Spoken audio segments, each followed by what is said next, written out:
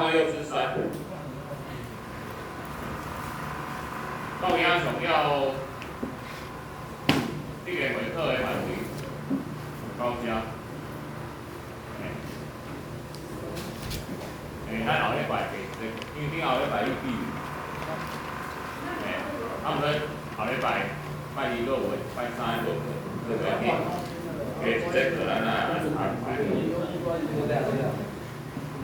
来6之3。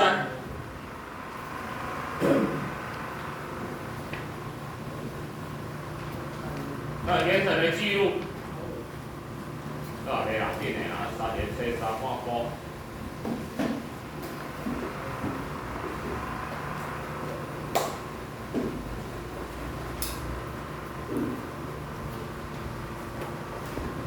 好啦，咱讲了咱原程的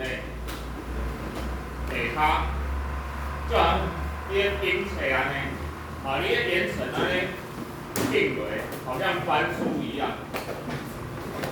啊，你要让每个依照发生的代志，啊，以前发生的事，内底有啥？你的原程翻下去有啥？多少没啦？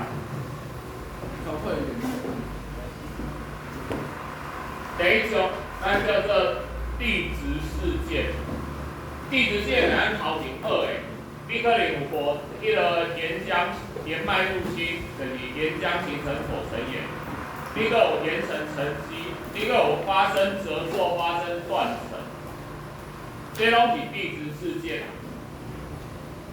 第二，有依炸生物，三型方面，古老生物产生什么？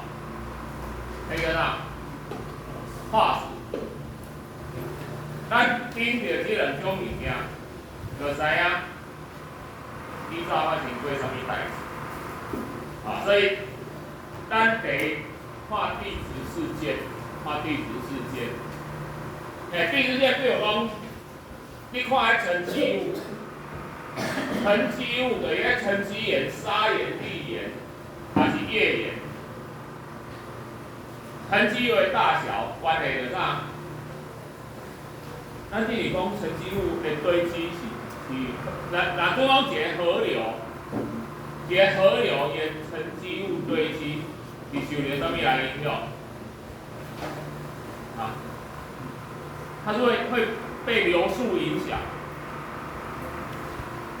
流得越快，沉积物越怎么样？啊，河流流速越快，沉积物越大还越小？应该是越大吧？假如小的就容易被带走嘛，它只有大的才会沉积下来嘛。所以你沉积物小的，比如讲像页岩层的形成，代表这个时阵的河流流速较慢。河流流速较慢，你爱沉积细了的，细了就变做页岩。所以你这个沉积岩的种类，你会当推算出当然是伫遮河流的流速快慢。虽然你即摆已经看无迄条河流啊，甚至即摆可能无河流啊，你就知影依照有河流，而且伊的流速安怎。所以呢，这种有记录，记录是上重要的地方，咱爱知影这个事件发生在什么时候。发生在什么时候？有当时咱敢若知影讲，伊的相对时间尔。比如讲，这较头，大新这较后壁，毋过咱毋知影伊确实是点时。咱甲比较的先后尔，比较的先后，咱爱想出来。你安怎知影比较的先后？来一个做简单的判断原则，后面的会影响前面的。就这么简单，这条后面发生的会影响前面的，比较早会不会影响后面的？袂来，我举一个例子，你看。来，比如讲，看一下，发生一个沉积岩，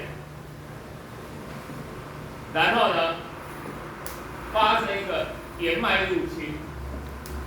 所谓岩脉入侵就是火成岩的岩浆入侵沉积岩，形成一个岩脉，它有可能喷出地表变成火山。来，所以这个上面岩，这个上面岩，火成岩啊，对吧？啊，第二名上面岩，沉积岩嘛。来。它又发生一件事，断层。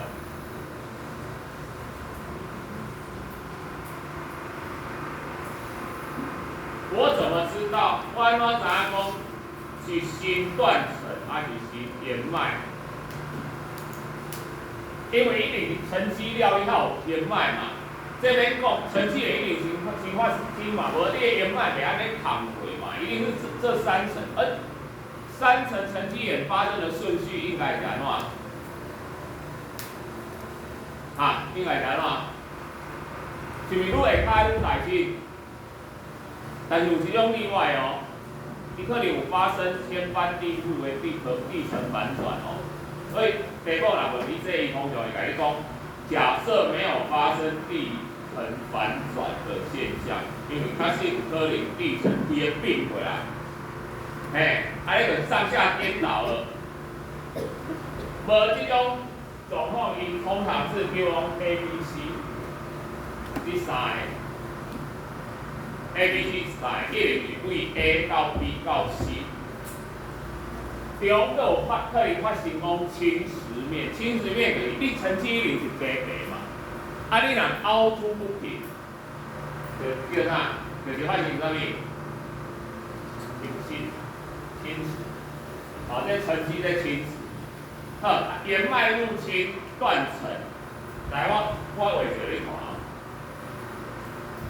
啊，所以讲咱发现的是安尼。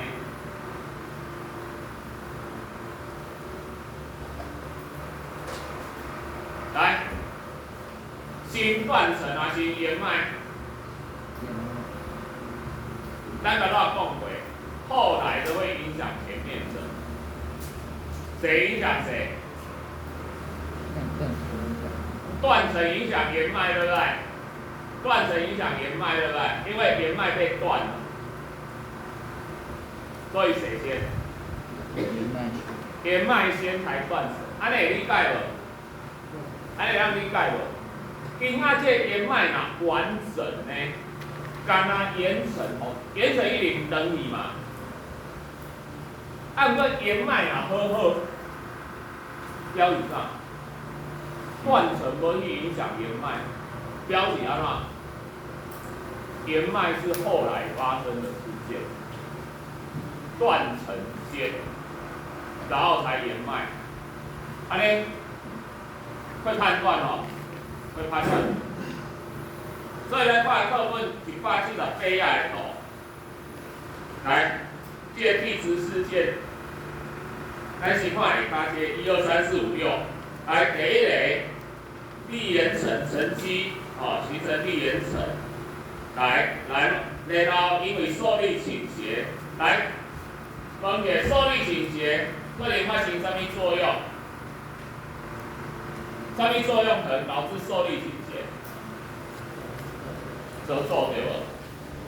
折皱嘛，所以按你折皱，它会受力倾斜嘛。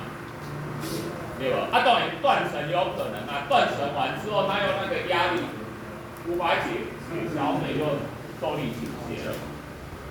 来，冰管侵蚀面表面变成凹凸点，产生侵蚀面，这第二个步骤。来，第三个冰管跟塔结砂岩层落去，冰管跟塔结砂岩层。来，第四个发生岩脉入侵。这个冷却就形成火成岩浆里。来，第五发生断层，这我来讲的，岩脉有断层跳等于，所以标起来嘛，是岩脉入侵啊断层，裸位表面侵蚀作用，就变做 S 是上顶块的表面，这6个。咱你看一下例题6之2，那做讲这图，这图无圆满，这图发生啥物代志？简单，你咱讲一下。179页，例题6之2。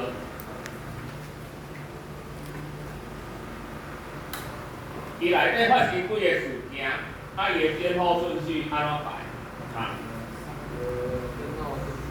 沙眼、然后金石。上下较沙眼对无？然后咧？叶眼。沙眼被侵蚀对无？侵蚀面。来咧？叶眼对无？叶眼了较断层。你今仔日这图那叶眼，刚刚沙眼成你有可能是新断层形成叶眼，那新断层形成叶眼，叶眼袂安尼，袂用登记，安尼样分今仔这叶眼层登记，了解嘛？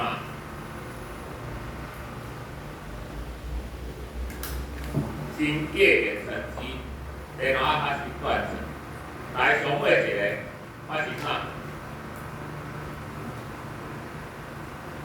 叶缘面被什么？被侵蚀。安尼样排咧，只要简单，这个无用圆满事情，所以你做着这个题目，你就用这个有的题目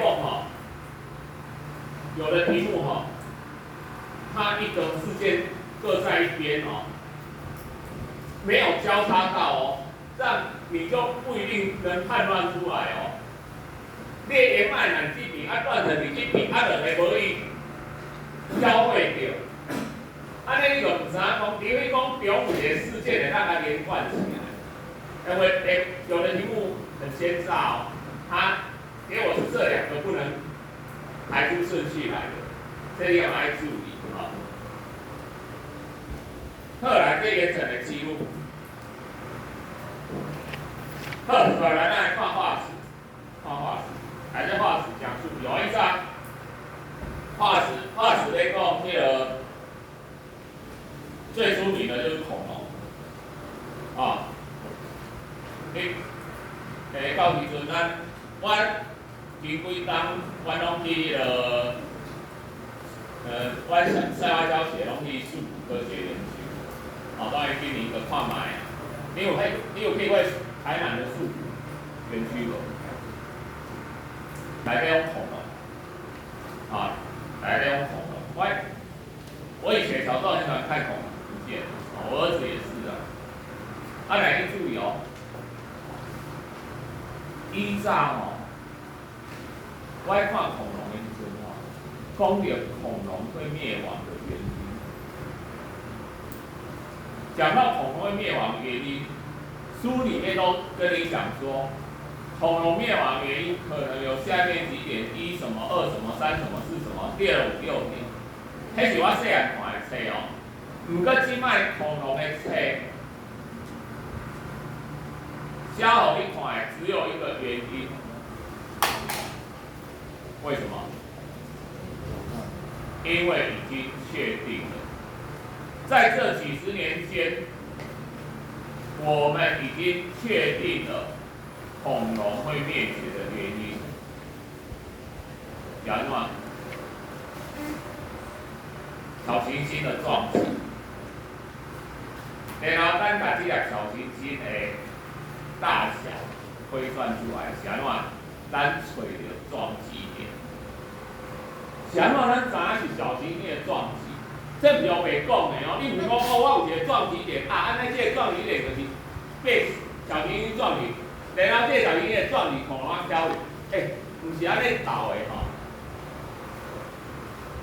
咱先找到地层内底伊的沉积岩 A 沉积岩跟 B 沉积岩中间有一个粘土层，这个黏土层有一个很奇怪的特性，它含一种金属元素超过地球一般表面的比例。这个周期表在俄伊铂金汞对吧？这种金属有什么奇怪？你知道？它在地表很少，可是在什么里面很多？陨石里面很多，而且所有的地质学家都在整个地球的地层里面找到这一层，也就是这一层是遍布整个地球。我再根据年代发现，这个地层的地质年代就是6500万年前。可是咱从化石推断说恐龙那时候灭亡的时间，所以科学家来做这种。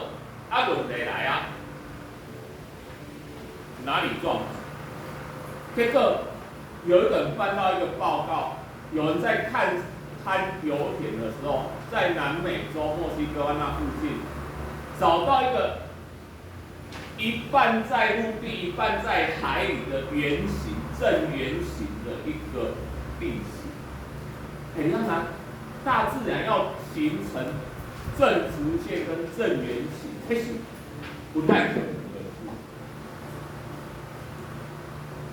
所以他们就连接起来，发现说，在南美墨西哥湾加勒比海那个地方，那一个可能就是撞击点。再根据那个撞击点的大小，再根据公式去推算这一颗撞击地球的小行星直径大概10公里。你看知哦，10公里的小行星在太空中它很开耶。不过当它到地表来的时候，你要想一下它接触地面那一个瞬间，它的尾巴比喜马拉雅山它短喜马拉雅山才8公里多，它有直径10公里。你看嘛，这么大的一颗行星，它撞击地点是南美洲，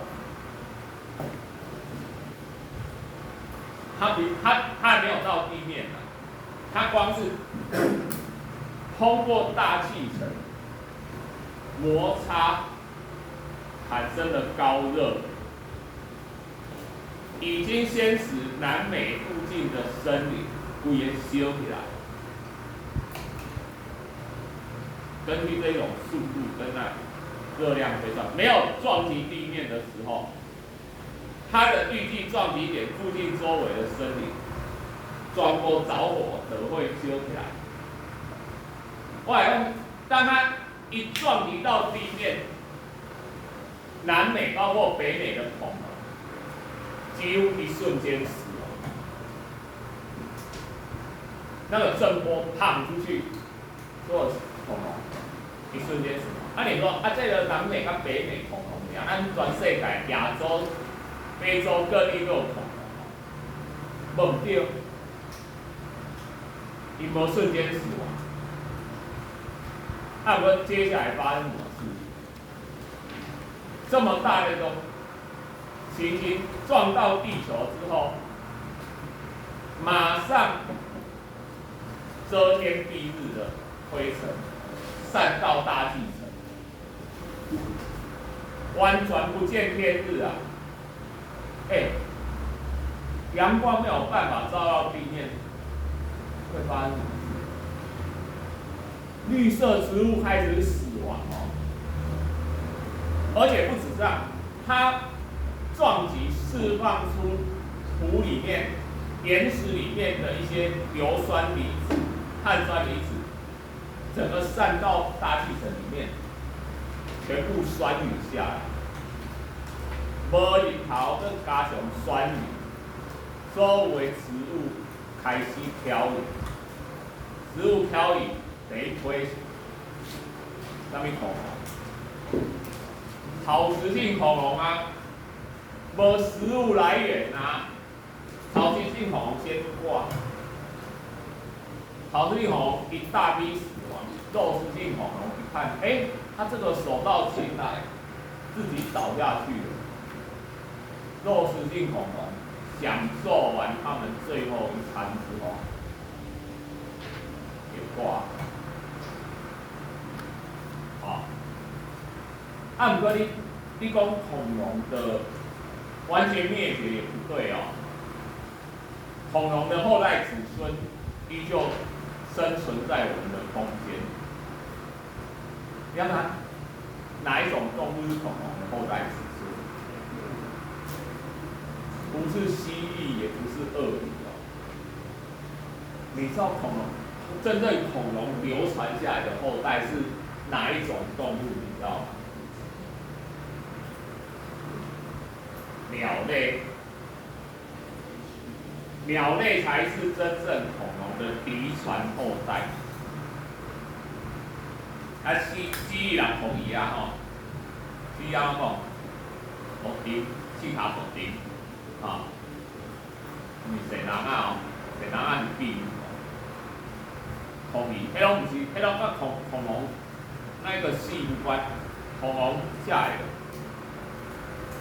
恐龙发现到你有看过《侏罗纪公园》一本？《侏罗纪公园》今年电影的名吼，很对。咱后壁看下地质年代表，恐龙是中生代表的。来，你看一下地质年代表，中生代文这上，上早是啥？三节纪，来侏罗纪，来白垩纪，白垩纪结束就是那个行星撞下去。迄片演的电影内底演的暴龙啊、迅猛龙啊，内底主角啊，全部拢是白垩纪的恐龙。结果伊迄片叫侏罗纪公园，伊照讲迄片应该叫白垩纪公园嘛。我唔知，有可能你去查那个白垩纪的英文，侏罗纪的英文是 Jurassic Park 白垩纪的英文单字有够长诶，都歹念诶。这个是行销考量，它里面还有一个错误的地方，伊内底迅猛龙，不是迅猛龙，你有印象无？暴龙你捌嘛吼？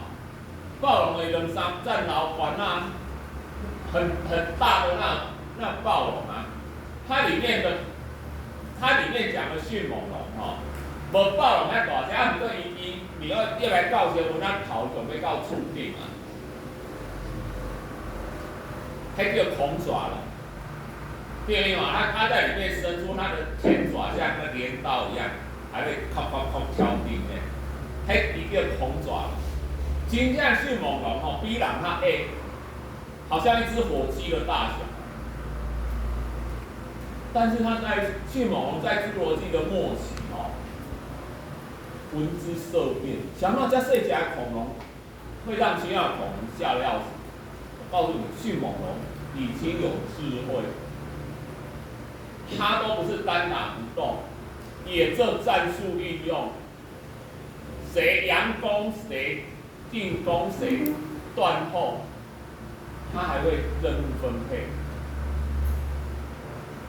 所以我常讲今仔一粒行星砸下来，对恐龙来说当然是一个灭绝的不幸。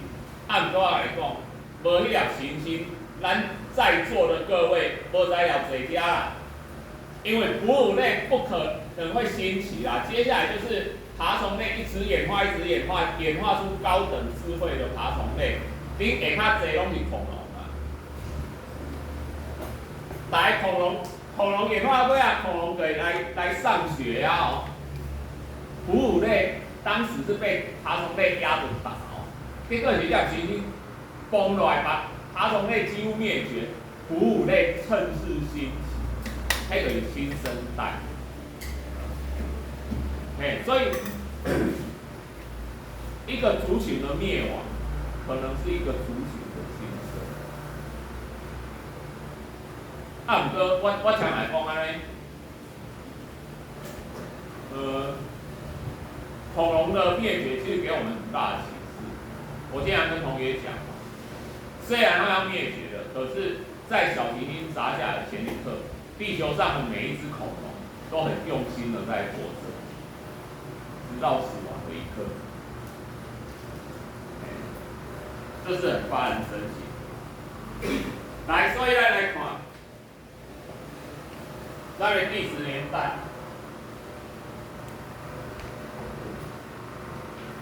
来你看一下，4600万年前，那个前寒武纪，讲到这个前寒武纪，前寒武纪进行。如果有外星人到地球上来，他看到地球是什么？他肉眼看不到什么东西。他们30几亿年前就有蓝绿藻、蓝绿菌的化石，对不？问题是伊爱成为怎啊看有？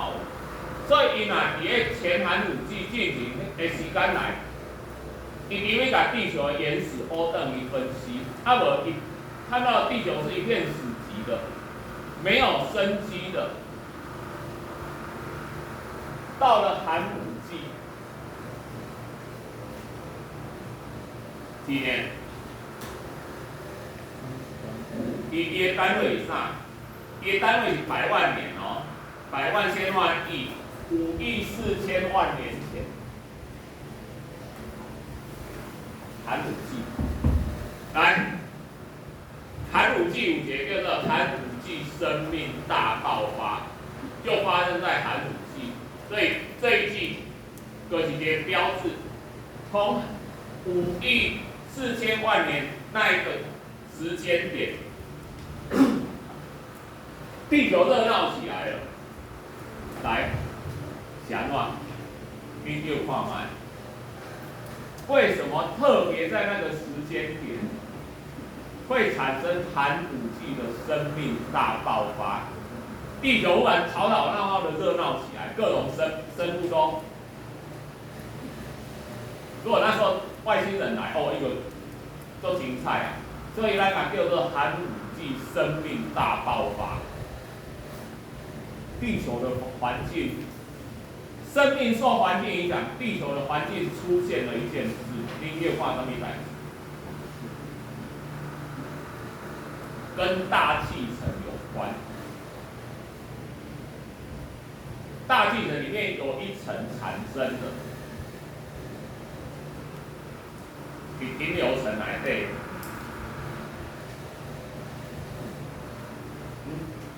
咱还未讲到大气层啊，大气爱后排气，但是你听过臭氧层？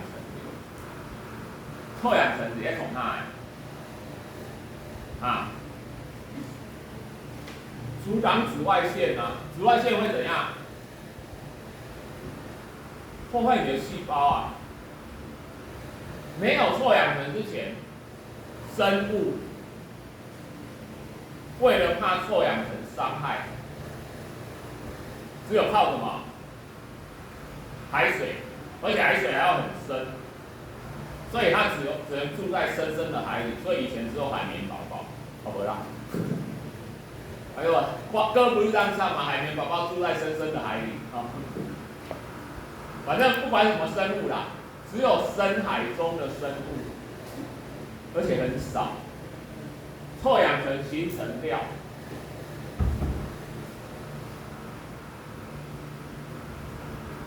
氧气类开始上来，陆地开始热热闹闹，就形成了。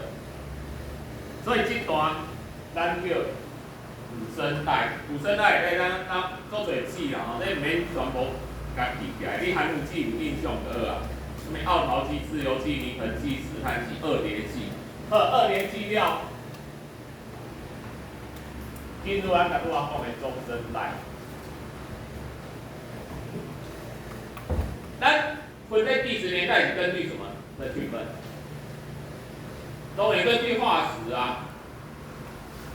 古生代的化石是什么化石？所以咱讲的恐龙，恐龙其实你讲学名叫做大型爬虫类。所以中生代刚开始就是小型爬虫类开始演化到大型爬虫类，然后到爬虫类灭绝，大型爬虫类完全灭绝，就是中生代的结束。哺乳类兴起，新生代到今天，这个历史年代表，历史年代表。来，你看我画这吼。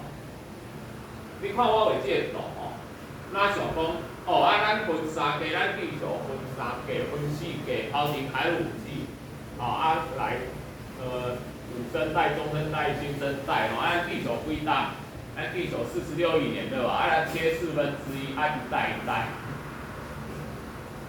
这种很容易让你这样以为哈。来，我来给你讲解，让你有感一点的。46亿，这个随便都是几亿、几千万，你无感啊？咱把地球的时间浓缩成1年，来，你电话买，寒武纪生命大爆发在几月几号？大约在几月？你电话买，开始地球热闹起来。如果地球1年元旦的时候地球产生了，几月地球上还看到热闹的生命？11月中，11月中才发生寒武纪生命大爆发，从前面10个多月，11通通只有单细胞。来，恐龙几月几号出现啊？来，恐龙12月10号开始有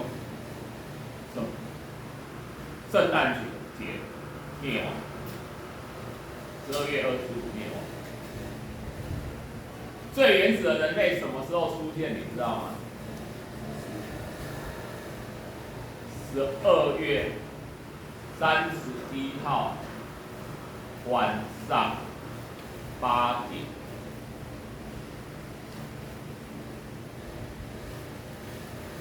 人类号称有文明是用文字算5、6千年的历史。你知道在那个1年的时间轴里面是什么时间点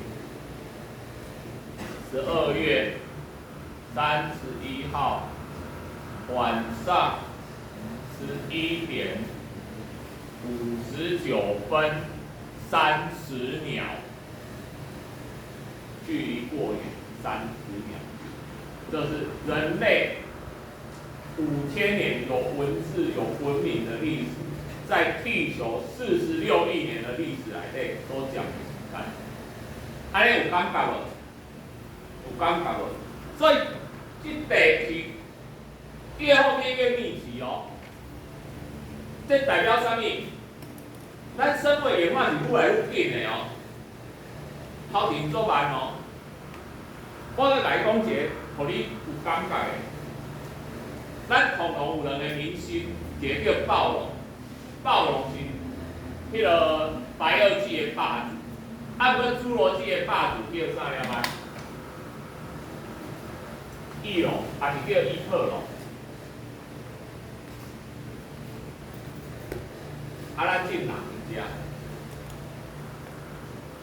我甲你讲一个属性哦，你敢想袂到，我们人类跟暴龙距离的年代，比暴龙跟翼龙距离的年代还要近哦。